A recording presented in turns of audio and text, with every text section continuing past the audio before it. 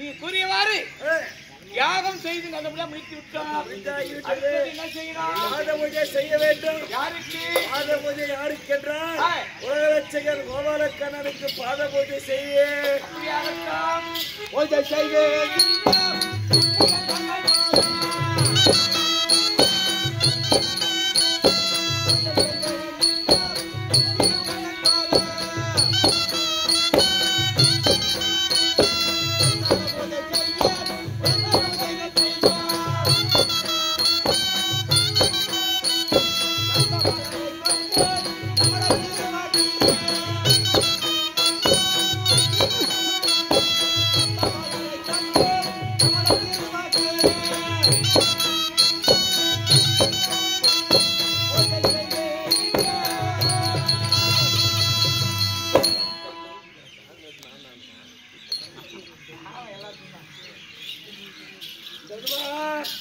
தாத்தா பாத பூஜை பண்ணிட்டியா?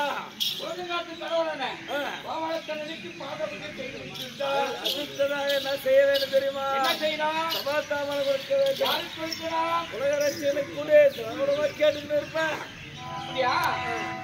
ராஜா ராஜாக்களே, ஒழுங்காட்டு கடவுளான கோபாலக்கண்ணனுக்கு சபாத்தாமல் கொடுக்க போகிறேன். உங்களுக்கு எல்லாரும் சம்மதமா?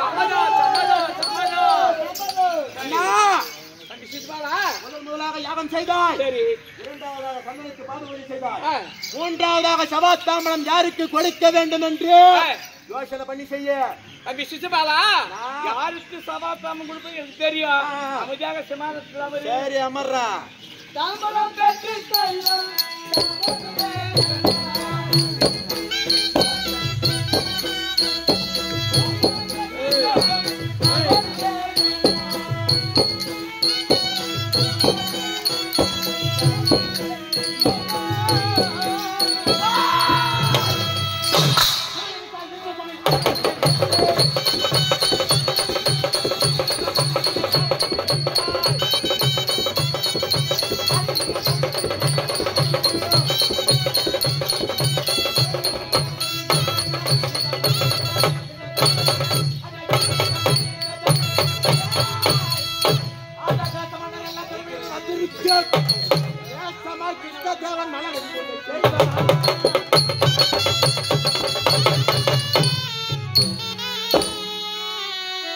பாசமாய் மதிப்பில்லாமல்